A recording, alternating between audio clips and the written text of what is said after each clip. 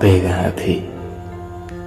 အိမ်မှာတူတူနေတဲ့အမေကဟင်းကောင်းထမင်းကောင်းတွေကိုချက်ပြုတ်ကျွေးလို့အမေကိုပိုချစ်တယ်ပိုခင်တယ်အိမ်မှာတူတူနေတဲ့အမေကအမေစီကနေမုံဘိုးကိုလိုချင်တဲ့လောက်လက်ဝါးဖြန့်ပြီးတောင်းလို့ရနေတော့အမေကိုပိုချစ်တယ်ပိုခင်တယ်အမြဲတမ်းအိမ်မှာအမေကတချင်းဆိုချော့သေးပြီးတနခါလာလာလေးလူကကျောင်းကိုလိုက်ဖို့မုံနေအများကြီးဝယ်ပြီးကျောင်းကျိုးပို့လုံးနေတော့အမေကိုပိုချစ်တယ်ပိုခင်ရတယ်အဖေကဆူတယ်ရိုက်ဖို့တုပ်လေးဆွဲခေါင်းလေးခောက်တော့အမေကကြားကန်လန့်လုပ်တယ်ကာကွယ်တယ်ကိုယ့်ရဲ့အစားအမေကရိုက်ခံရတော့အဖေကိုမုန်းတယ်နာကြီးတယ်အမေကိုပိုချစ်တယ်ပိုခင်တယ်လေကဘာကလူတန်ပေါင်းများစွာတယ်မှာ85ရာခိုင်နှုန်းသောလူတွေကအမေကိုပိုချစ်ခင်ကြတယ်အမေကအသက်ပေးပြီးမွေးဖွားပေးတယ်ဆိုပေမဲ့အမေဆိုတာကိုသားသမီးတွေရဲ့ရှင်ထဲမှာပို့ပြီးလေးနဲ့တည်းထင်ပါတယ်မှန်ပါတယ်အမေမြတ်တာကြီးမားပါတယ်ဒါပေမဲ့ကျုပ်ကယခု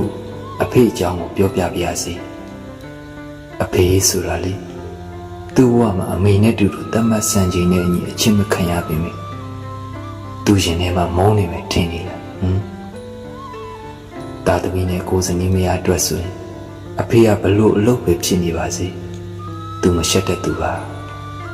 ဥမာနဲ့ပြောမယ်ဗျာတချို့လူတွေကဥမာနဲ့ပြောပြမှနားလေတယ်တင်ခေါ်နေတဲ့အဖေဆိုတာဟိုးတစ်ချိန်ကလူမျိုးအရွယ်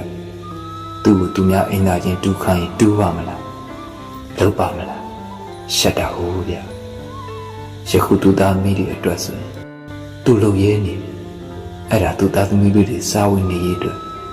သူမရှက်တတ်တော့တာပါတေချာတွေးကြည့်ကိုချင်းစာနာမြင်အောင်ကြည့်ပါအဲ့ဒါသူ့ဘဝနဲ့ရင်းနေတာနောက်တစ်ခု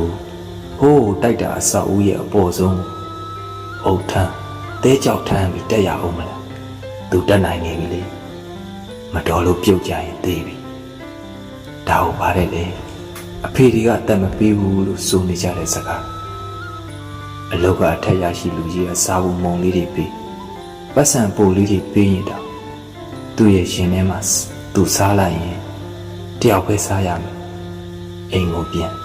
သားသမီးနဲ့ဇနီးနဲ့တူတူစားရရင်တလုပ်ပဲစားရဆိုတဲ့အတွေ့ပါမေတ္တာတွေအဖေပြန်လာလို့နှိမ့်နေပေးဖို့တောင်းဆိုရင်ရောတင်တို့လိုလားဆယ်ချက်ပြည့်အောင်တော့မင်းပေးဘူးလားမနှင်းရသူအဖေတော်ပြီလားလို့မေးနေကြ